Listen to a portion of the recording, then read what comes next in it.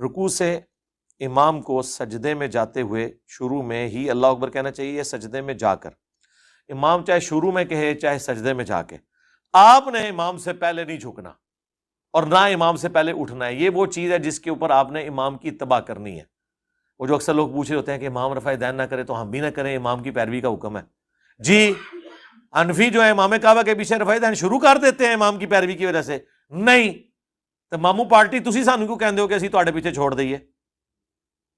آپ کے حنفی کیا امام کعبہ کے پیچھے شروع کر لیتے ہیں؟ تو آپ ہمارے اسٹوڈنٹ سے کیوں کہتے ہیں کہ ہمارے اماموں کے پیچھے آپ چھوڑ دیں؟ چھوڑو، جو نبی علیہ السلام نے کیا ہم وہ کریں گے۔ جس چیز کا حکم ہے وہ یہ ہے کہ آپ نے کوئی پوسچر امام سے پہلے نہیں کرنا۔ جو بخاری مسلم میں حدیث ہے، جو رکوع سے پہلے ہی سر اٹھا لیتا ہے وہ ڈرتا نہیں کہ اس کا سر گدھے کا بنا دیا جائے۔ تو امام سے پہلے آپ نے نہیں کرنا۔ بخاری مسلم میں حدیث ہے، صحابہ کرام کہتے ہیں نبی علیہ السلام سجدے میں ہوتے تو ہم قومے میں ابھی حضور کو دیکھ رہے ہوتے تھے کہ آپ سجدے تک پہنچ چکے ہیں، یعنی اتنا ڈفرنس رکھ کے امام کے پیچھے پیچھے وہ چلتے تھے۔ تو بہتر یہ ہے کہ امام ربنا لک الحمد کہہ کے جب سجدے کے بالکل قریب پہنچے اس وقت اللہ اکبر کہے، تاکہ اپنے مقتدیوں کو غلطی سے بچائے، ان تیز ترار قسم کے بابوں کو اور بچوں کو۔ بابے بھی بڑے تیز ہوتے تھے کہ جو امام کے سے بھی پہلے آگے جا رہے ہوتے ہیں، اس میں کچھ اماموں کا بھی قصور ہوتا ہے۔ دیکھیں آپ جنازے کی نماز یا عیدین کی نماز میں آپ دیکھیں گے کہ امام کتنی لمبی تکبیر کہتے ہیں، اللہ اکبر۔ اب کسی بیچارے نے اگر امام کے ساتھ اللہ اکبر شروع کی، اس کا تو سانس ٹوٹ جائے گا، وہ پہلے ہی اللہ اکبر کر لے گا۔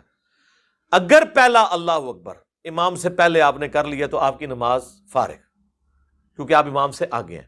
ہاں درمیان والے اللہ اکبر آگے پیچھے ہو جائیں تو نماز آپ کی فارغ نہیں ہوگی، خلاف سنت ہوگی۔ لیکن پہلا اللہ اکبر اگر امام سے ہی پہلے ہو گیا تو آپ نے کس کے پیچھے نیت کی ہے؟ امام کی تو بھی نیت شروع ہی نہیں ہوئی، تکبیر تحریمہ ہوئی نہیں اس کی۔ اس لیے اماموں کی ذمہ داری ہے کہ اللہ اکبر مختصر کہیں۔ آپ نے امام کعبہ کو کبھی دیکھا ہے کتنا مختصر اللہ اکبر وہ کہتا ہے؟ اللہ اکبر۔ پیچھے وہ جو ہوتا ہے نا وہ مکبر ہوتا ہے جو کہتا ہے اللہ اکبر، وہ بے شک جتنی مرضی لمبی لگاتا رہے اسے کوئی فرق نہیں پڑتا۔ تو اللہ اکبر مختصر ہونا چاہیے، عیدین میں بھی، جنازے میں بھی، تکبیرات انتقال کے اندر بھی، تاکہ کوئی شخص اس کا سانس ٹوٹ نہ جائے اور آپ سے پہلے وہ نہ نکل جائے۔ اور آپ کے لیے حکم یہ ہے کہ اکبر کے را پہ جب، جسے اردو میں آپ رے کہتے ہیں، اینڈ پہ را پہ جب پہنچے امام تو پھر آپ اللہ اکبر کہیں۔ عیدین میں بھی آپ کو پتا ہے فالتو تکبیرات جب کہی جاتی ہیں، فالتو نہیں کہنی چاہیے، اضافی، تو وہ امام کہتے ہیں اللہ اکبر، بر پہ پہنچے پھر آپ کہیں اللہ اکبر۔ لوگ ساتھ ساتھ ہی لگے ہوتے ہیں، ساتھ ساتھ، پھر وہ کچھ پہلے کر رہے ہوتے ہیں کچھ بعد میں کر رہے ہوتے ہیں۔ جنازے میں بھی جب امام اللہ اکبر پہ پہنچے نا تو آپ اللہ اکبر۔ اور یہ میں آپ کو جو مسئلہ بتا رہا ہوں یہ ایون فقہ حنفی کی کتابوں میں لکھا ہوا ہے، بار شریعت کھول لیں، فتاوی عالمگیری کھول لیں، انہوں نے باقاعدہ لکھا ہوا ہے کہ آپ نے امام جب بر کی را پہ پہنچے پھر آپ نے اللہ اکبر کہنا ہے، تو تکبیر اولا آپ کو مل جائے گی امام کے ساتھ۔ یہ نہیں ہے کہ وہ امام کے اللہ اکبر کے ساتھ ہی کہنا تو ملے گی، نہیں، اس سے مراد یہ ہے کہ آپ امام کی قرات سے پہلے پہلے اس کے ساتھ شامل ہو گئے، آپ کو اعلیٰ ترین درجہ مل گیا۔ امام سے پہلے تو نہیں شروع کرنا۔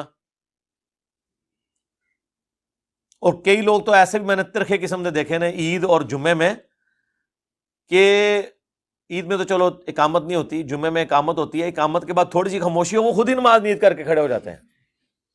امام کی آواز نہیں آ رہی ہوتی، وہ سمجھتے ہیں امام نے شروع کر دی ہے۔ اور پھر جب بعد میں ان کو پتا چلے کہ امام نے اب شروع کی، توڑتے بھی کوئی نہیں نماز۔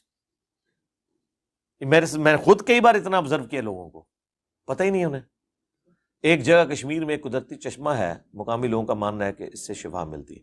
ہاں تو وہ اب میڈیکلی کوئی ریزن ہو سکتی ہے نا، ایسے چشمے جن میں سلفر کی تعداد زیادہ ہوتی ہے وہ پھوڑے پھنسیوں کے لیے بہتر ہوتے ہیں، اس کا تعلق کسی بابے سے نہیں ہوتا، ذہن میں رکھیے گا۔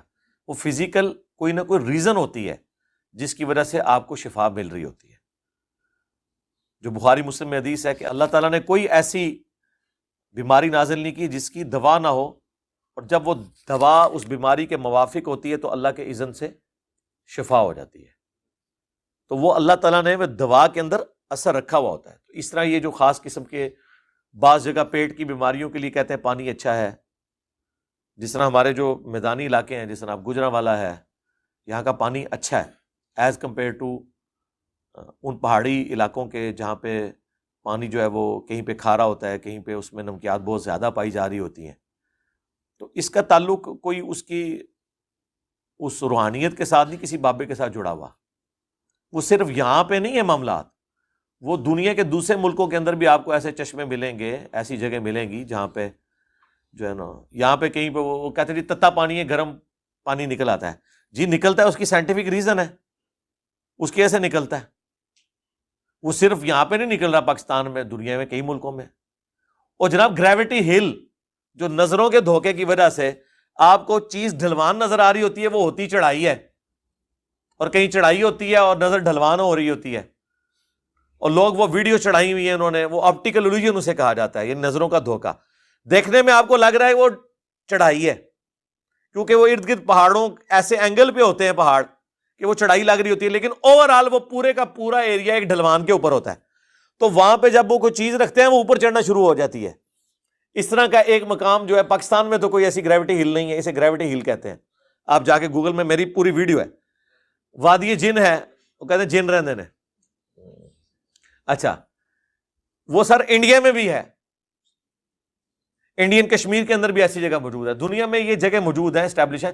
بلکہ آپ ایمز روم لکھیں تو یہ ایک سائنٹسٹ نے ایک کمرہ بھی ایسا بنایا تھا جس میں ہر چیز آپ کو یعنی الٹی نظر آ رہی ہو کہ چیزیں آپ رکھتے ہیں تو اوپر چڑھ پڑتی ہیں، لیکن وہ پورا کمرہ ہی ایک خاص اینگل کے اوپر رکھا ہوتا ہے.